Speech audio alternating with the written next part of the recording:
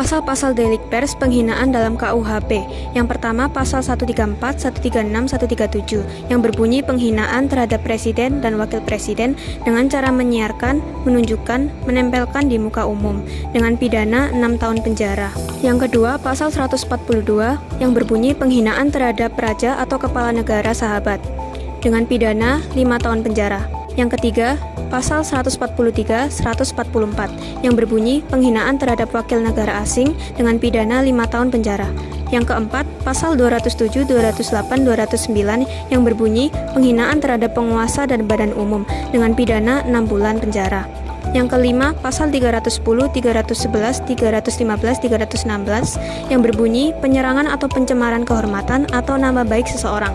Tuduhan dengan tulisan pidana 9 bulan, 16 bulan penjara. Yang keenam, pasal 317, fitnah pemberitahuan palsu, pengaduan palsu dengan pidana 4 tahun penjara. Yang ketujuh, pasal 320, 321 dengan bunyi penghinaan atau pencemaran nama orang mati dengan pidana 4 bulan penjara.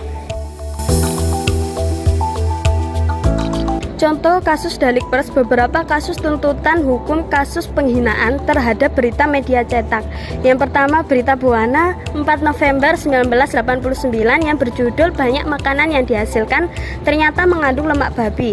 Kasusnya menyiarkan berita bohong, pasal 160 KUHP, tidak meneliti kebenaran informasi. Hasil akhirnya pidana 18 bulan penjara untuk redaktur pelaksana.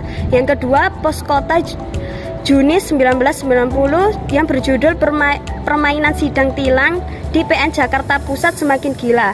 Kasusnya pencemaran nama baik jasa tidak sengaja dan sudah diralat. Hasil akhir bebas. Yang ketiga, majalah DNR 6 Juni 1999 judul tender proyek KKN Gubernur.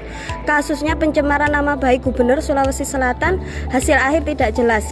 Yang keempat, majalah Gatra 17 Oktober 1998 yang berjudul obat terlarang, nama Tommy pun disebut. Kasusnya Tommy menggugat 150 miliar atas perbuatan tidak menyenangkan.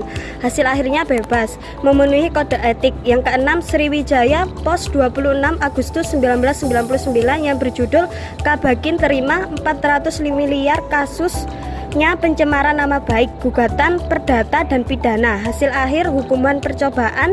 Yang keenam, tajuk 23 Juni 1999 yang berjudul dibalik setoran pribadi itu, kasusnya digugat 10 miliar atas perbuatan melawan hukum. Hasil akhir meminta maaf secara terbuka. Yang ketujuh, Info Bisnis 66 tahun 4 1999 yang berjudul Baramuli dengan kredit 800 miliar, kasusnya pencemaran nama baik. Hasil akhir tidak jelas. Dalam hukum pidana, tempat dan waktu berperan penting dalam menentukan berlakunya peraturan pidana serta kewenangan instansi yang menuntut dan mengadili. Kedua unsur ini menjadi dasar untuk menentukan yurisdiksi sesuai dengan KUHP pasal 2-8 dan pengaturan kewenangan kejaksaan maupun pengadilan menurut Purnomo pada tahun 1994. Dalam konteks delik pers, kemajuan teknologi komunikasi membuat informasi dapat tersebar dengan cepat tanpa batas wilayah. Ini menantang penentuan lokus delik, mengingat informasi bisa diakses lintas daerah dalam hitungan detik. Hukum pidana sebagai realitas faktual tetap memerlukan kejelasan unsur tempat dan waktu dalam setiap peristiwa hukum. Dalam delik pers, unsur waktu sangat penting untuk menjelaskan kapan suatu peristiwa itu terjadi. Jika peristiwa yang dilaporkan di media tidak mencantumkan unsur waktu, berita tersebut dianggap cacat teknis dan tidak layak untuk dipublish. Misalnya, dalam sebuah berita tentang konferensi pers harus disebutkan kapan acara itu berlangsung, seperti Senin 25 Februari pukul 8 hingga 9 di Hotel Nyur Melambai. Namun dari perspektif hukum dan etika pers, suatu peristiwa harus masuk Kategori delik pers ketika peristiwa tersebut 1. Dipublish kepada masyarakat luas melalui media. 2. Membuat unsur pelanggaran hukum dan etika seperti pencemaran nama baik, menyebarkan fitnah, atau kabar bohong. Jadi, meskipun konferensi pers itu berlangsung pada waktu tertentu, hal tersebut baru menjadi delik pers jika isi yang disampaikan dalam publish melanggar hukum atau etika jurnalistik. Secara harfiah, pidana berarti hukuman. Ada hukuman penjara dan ada hukuman denda. Jadi, penjara dan denda adalah bentuk konkret dari hukuman pidana.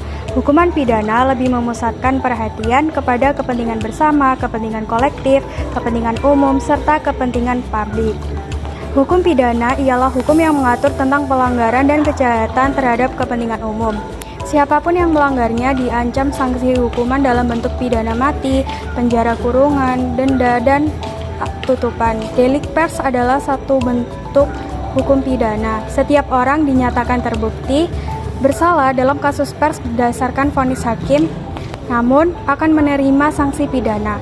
Kesimpulan, delik pers mencakup berbagai bentuk pelanggaran hukum oleh media, seperti penghinaan, pencemaran nama baik, fitnah, dan penyebaran berita bohong. KUHP mengatur sanksi untuk delik pers mulai dari denda hingga hukuman penjara, tergantung pada jenis pelanggarannya. Penyelesaian kasus pers harus memperhatikan unsur tempat dan waktu, serta adanya publikasi yang mengandung unsur melawan hukum atau melanggar etika pers. Dalam praktiknya, vonis terhadap delik pers sering bergantung pada pelanggaran kode etik dan perspektif hukum yang berlaku.